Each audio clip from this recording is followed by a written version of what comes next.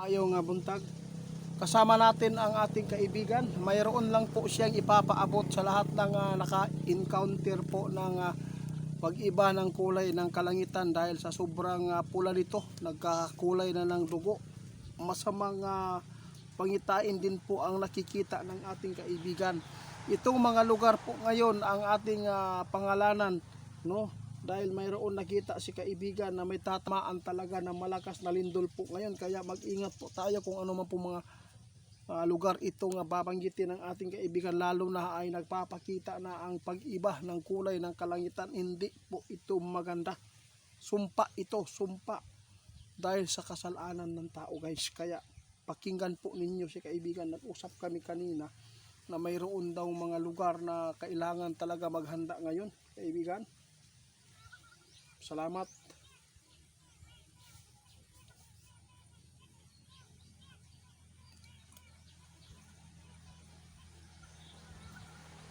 Nako, ito ang delikado.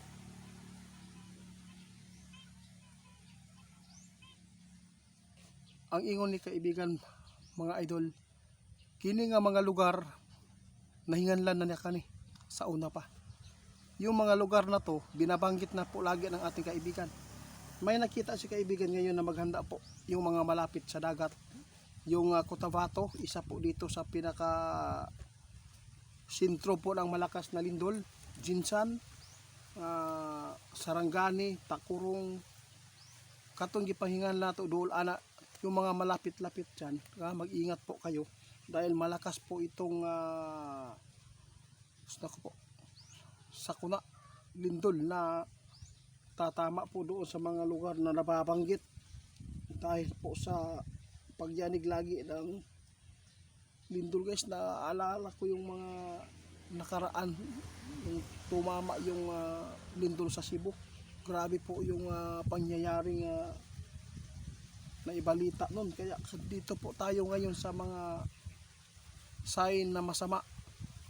Yung pagpula ng kalangitan, guys, simbolo ito na grabe po ang galit ng Panginoon sa atin dahil sa kasalanan na nagpapatuloy, guys. Tingnan po ninyo, January, ang dami ng nagpapatayan, daming matay tungod ani. So, kaya ito pala ang nakita ng ating kaibigan. Kapag may mga buhay na marami ang mawawala, tingnan po ninyo ang kalangitan, guys. Grabe po, agad nagpapakita ng galit na nagpula, na kulay dugo na ito. Kaya ito po ang ating mababasa po sa sign nito. Masama ang pangitain ang ibig sabihin nitong pagpula, sabi ng ating kaibigan. Kaya ipinapahanda po tayo yung mga lugar na binabanggit namin, lalo sa Davao, Cebu.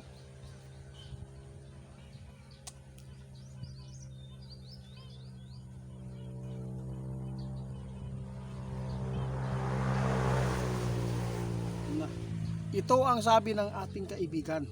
Sa lahat ng makapanood sa amin, i-share ninyo ni guys, dahil kung sino man po yung nakakita ng pagpula, kasi nakita ng ating kaibigan, grabe po yung pagpula ng langit kaninang alas 2 ng umaga.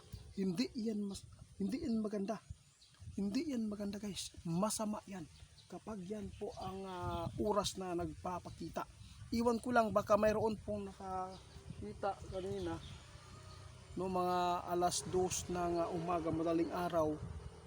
Yun po ang ipinapaabot ng ating kaibigan. Sobrang sama, guys, dahil po sa nakikita natin dito, nagpapatuloy po ang kadimunyuhan ng mga tao, gumagawa ng kasalanan, guys. Grabe po ang pagkitil nila sa buhay ng mga kapwa nating mga Pilipino dahil po sa mga nag-utos. Ito po ang mga taong sinasaniban na talaga ng mga diablo, guys. Kaya kapag nagkaroon po ng pagpula ng langit, masamang sign yan. Galit na galit po ating Panginoon. Kaya salamat sa mga kaibigan natin lagi nagpaalala sa atin ngayon na mayroon pong mga pangitain na hindi maganda yan.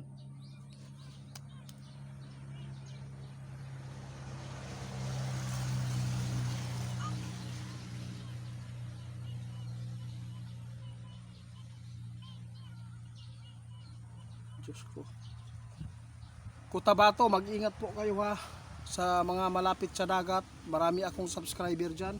Ma'am Kit, mega love shout out po. At saka si Sir Bakilingan, maayong buntag diha.